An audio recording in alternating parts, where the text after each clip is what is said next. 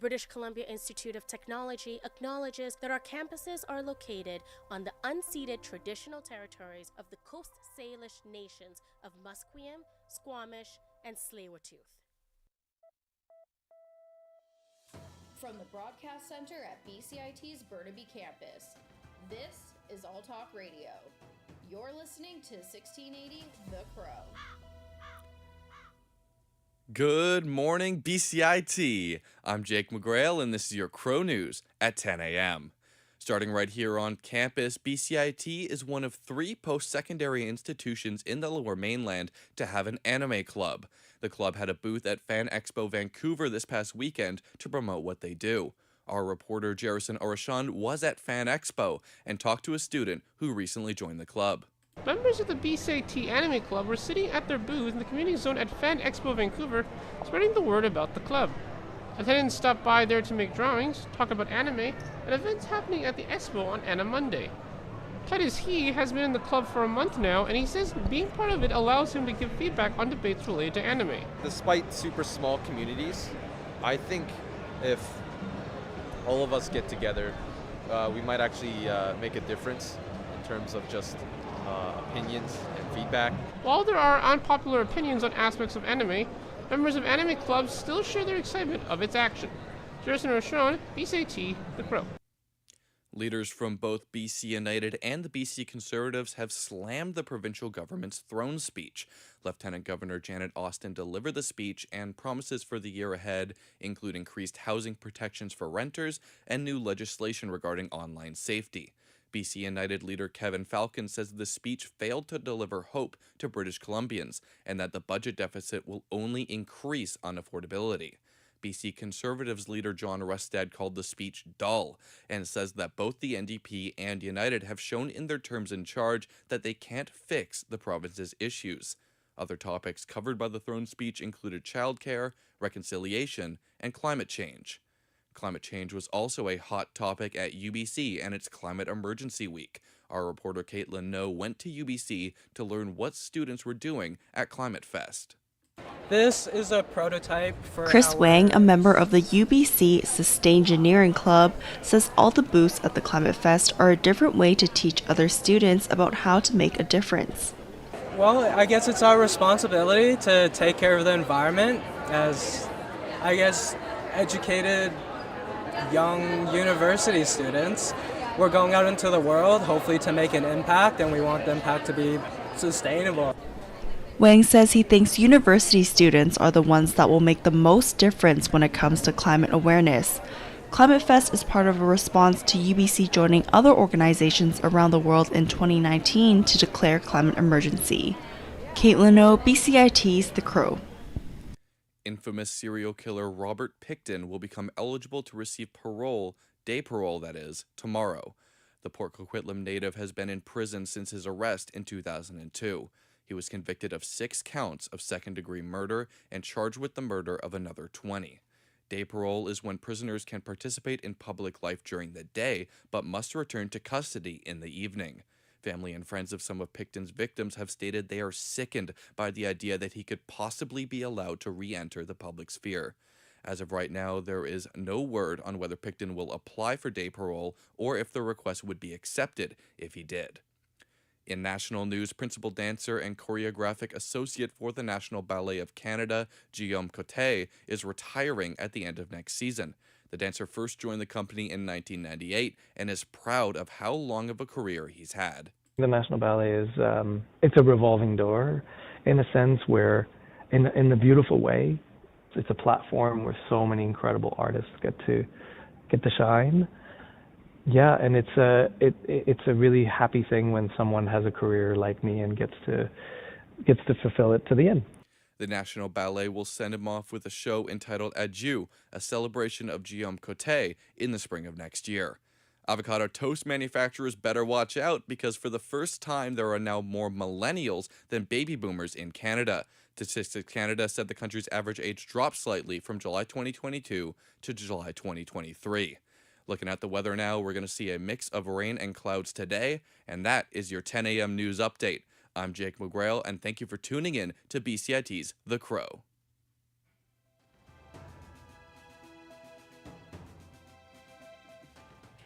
Stay tuned for more on BCIT's 1680 The Crow.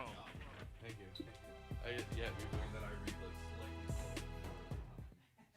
slightly. This is 1680 The Crow, and you're listening to our feature presentation.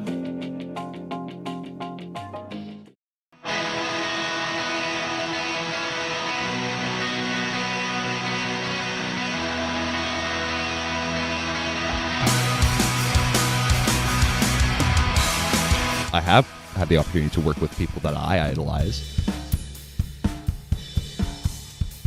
You hear all these like social media gurus being like, you gotta post like 3-4 times a day, which is absurd, you know what I mean? Like, it's absurd. My openness, I hope, gives the impact of letting people know that they don't need to be absolutely perfect in everything, and that there is going to be failures. There's going to be like a roller coaster of emotions and a roller coaster of events. Being a musician isn't an easy job. It's filled with unbelievable highs, but unexpected struggles as well. During my career as a musician, I've often wondered if other musicians in Vancouver were going through the same things I was. The struggle to get noticed, the playing shows in front of almost no people just to get experience. It's always something that's gone through my head.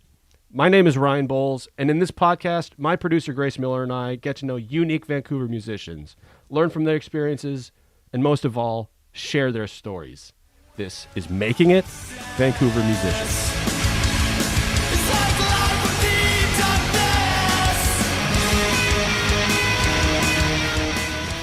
In this episode, we're focusing on social media, the artists that use it, and how it's helped them.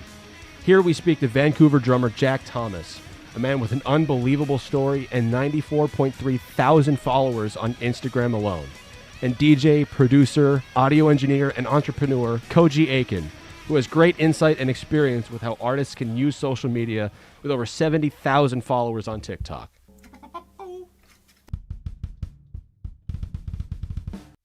How to effectively use social media can be a struggle for any independent artist.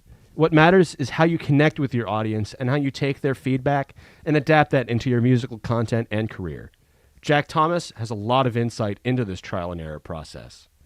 Jack is a drummer from Port Coquitlam who, in September of 2015, lost most of his right arm in a tragic workplace accident.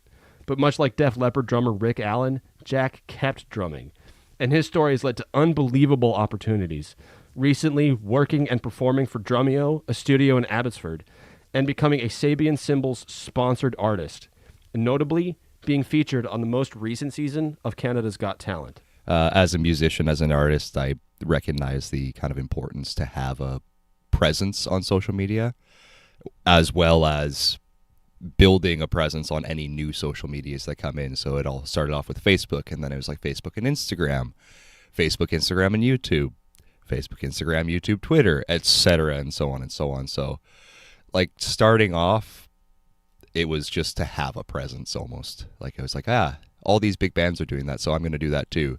In the competition to perform live in Vancouver, social media often is the only opportunity to have your content broadcast to a large audience.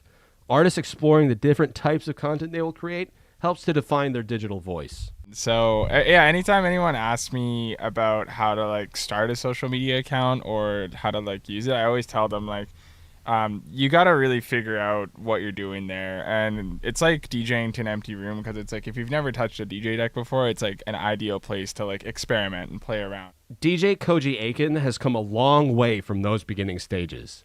And now he uses social media to share his work in each of his roles as an artist, as well as a means of creating opportunities to promote other Vancouver artists. He also began an entertainment group called Kumo that has performed at local clubs like Celebrities, The Rec Room, and True North. But how do you find your brand? What is the sound you're going for? For many musicians, starting out on social media can be a daunting process, but it pays off to figure out what works for you and use the platforms to your advantage. Like, even if I feel like it's a good idea, if it's not responding, or if people aren't responding to it, it's like, all right, I guess it's not as good of an idea as I thought, and just have to figure out the next thing. Not all artists use social media with the intent of gathering a following. Some, like Jack, underwent an evolution when their following began to grow. I would say the transition between making it a personal account and like my artist account, so to say, ultimately came from when I started getting attention on my account. I posted a couple music things just because, it's my personal account. I play music, so I'm going to post music. But once it started to get attention from people that weren't just my friends, weren't just family, it was just like, okay, let's start to focus this on this. For Jack, it was the Nimbus School of Recording and Media that pushed him towards online platforms to promote his content, even on ones he'd rather avoid. At one point in there, I can't even remember what course it was part of. I think it might have been Production 200, but there was an element of building up social media presence. And so that's the only reason I ever made a Twitter. I was very anti-Twitter, and it was like, all right, well, let's just make this. And they're like, well, you should make it was an assignment. Make a Twitter page, make an Instagram page, make a website, make yourself available online. Building a brand is important. Personally, I've always found the most successful artists, especially on social media, are the ones that portray who they really are. Those who let their followers in on who they are as people. And that authenticity allows people to connect with those artists. When I first started posting, it was definitely like, let's post the best of the best, like make this facade, everything is great all the time kind of thing. I made that change to start being a lot more like honest and open. When I recognized what my content was doing for people, like the big thing for me, the big reason that I keep doing things is people are constantly saying, you helped me get through this hard time, or you helped me get past this hurdle in my music, or whatever it is that they're struggling with. And I'm like, okay. So they like seeing the human element of things. For Jack, it's audience support that makes him feel more ready to be vulnerable on social media. And I want to maintain that in my image. I don't want to be seen as someone who's like this perfect, crazy drummer, or this like everything's always great. He's so positive. It's like, no, I'm gonna post when I'm in a bad mood. I'm gonna post my crappy takes. It makes things a lot easier when I see that from other accounts. It makes it a lot easier on myself to see like, okay, this person that I idolize is also human. So I know that there are people who may take me as an inspiration. So I want them to also feel that relief of like, okay, he is human. That makes me feel good. I can attain that goal. People like to cheer on an independent artist, particularly when they're local. There seems to be a sense of community pride when someone is doing it all themselves. There's a sense of like pride that people get when they can cheer on an independent artist because they know that they're doing it all on their own. And there's a greater sense of actual like direct support to this artist. Gaining a core following is a difficult challenge, but maintaining that following is an entirely different beast. As most artists will attest, maintaining a following is difficult work. For some, like me, it doesn't always turn out the way I'd hope. For others, like Jack and Koji, it means putting out a constant stream of content and keeping up with what's new. Technology development now is like light years faster than what it was 1,000 years ago, right? So I think really the people that are staying on top of what's popping and what's new and being able to utilize these new tools, they're the ones that are going to get ahead. It has now become an expectation of the industry for an artist to be on social media. But to be successful, you also need to develop the skills of a media manager. For Jack, maintaining consistency is a job in and of itself. Maintaining my social media back then, it's very similar to how I do it now, and it's quite a tedious process of just analyzing what I've posted in the past while. Having a category of content ready to post, new things ready to post on a weekly basis or a daily basis, commenting and following people back that follow me just to get that attention out there. It's a lot of work. It's for one person to do. It takes a lot of my time. Being a musician requires commitment. You need to focus all of your time and energy on making it work. From my own experience, you also need to have something you really believe in, whether it's your sound or your brand. It's about having a vision and committing to it. I would say it's just I just relentlessly believe in something, like in a vision or anything, any sort of thing like that. And when I do, that's kind of the thing that carried me through the first little bit, where I didn't really know what I was doing and I was kind of just posting just to see what would happen. I kind of had a vision that this is something that could turn into something massive and big, and also something that could really represent myself and help me in the trajectory that I wanted to go in. I've also noted that it's often different types of content that stand out. Keeping up with current trends, trying new things, and ultimately, feedback from your audience? Motivation Mondays for me, it's just kind of a way to maintain regular content every week. Somebody to get myself into the studio to do something, and then as well just, a way for people to hear a message maybe they need to hear that day. Growth and following for these artists led jamming out in a kitchen and posting drumming and amputee content to greater opportunities and the perks of being a celebrity. I share a lot of videos of me dancing to not like TikTok, like fun dancing. I'm literally just jamming out in my kitchen to songs that I discovered that I really, really like. And, I created a format that I can like rinse and repeat and share all this music with to all these people like on these social media platforms. And when I discovered that resonated with people, it kind of just really took off. All the work an artist does to grow and maintain their digital audience finally pays off when more opportunities come their way. The marking moment of success for me was Tommy Mack reaching out to mentor my band, being that he was a major musician and has talent many admire. If you're like Jack Thomas, it leads to job opportunities, joining bands on stage, and television appearances. Jack notes that when opportunities come knocking, it's usually through social media. Canada's Got Talent was a fun one. I was found through social media from some casting agents, and they said, hey, we're casting for the next season of Canada's Got Talent, and we would absolutely love to see an audition come in from you. This national opportunity is a great example of just how profitable a strong social media presence can be as an endeavor. After his episode aired, his following grew faster than he ever expected. After the show, it was a pretty immediate bump in social media following. I was probably reaching about 500 new followers a day. I went from about 25,000 followers to 50,000 followers in 3 days. So I literally doubled in 3 days' time. Through that experience, another interesting opportunity came Jack's way, joining California band Drain on stage for a recent show in Vancouver. Jack says the band had been following him for years. That's one of my main videos that I repost constantly because everybody loves it. People haven't seen it, so I will post it again if I have nothing to post. And every single time I post, they're like, whenever we're up there, you got to join us. And sure enough, they booked a tour, and like a couple days before the show, the vocalist was like, yo, you going to be at the show? Because we would love for you to jump up there with us. And I'm like, yeah, let's do it, man. Let's do it. So one thing led to another. I met them at the show. We hung out for the day. And then when the song came on, I hopped up there. I couldn't hear anything because, obviously I didn't have the monitors that the drummers had. But it was fun. It was just an absolute blast. And for Koji, he uses his platform to help support other local artists through promotion of their work on his Instagram. He does this to move the local scene forward and connect with local musicians. As a whole, this could be the next evolution in artists supporting each other in Vancouver. Different artists coming together and driving the community forward. I've always realized that a social media presence is a crucial aspect of being a successful artist. In my experiences, I've always found it a struggle. No matter how hard I tried, I couldn't break through that ceiling, but I'm glad to tell a story of two artists that have found successes in this realm. Jack Thomas and Koji Aiken, although very different from each other, have found niches that work for them and have gained a following that supports them in everything they do.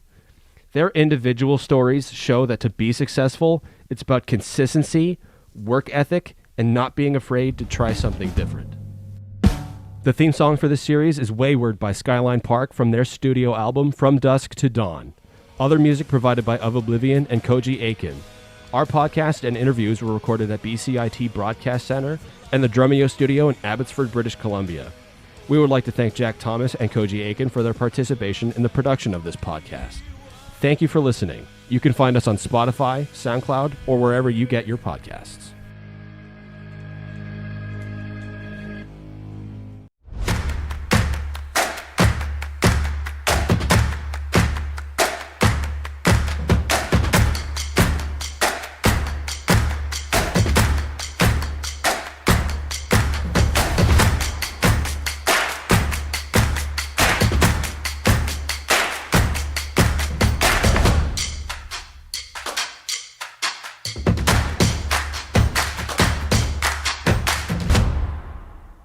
everything is changing to digital. Everything is online.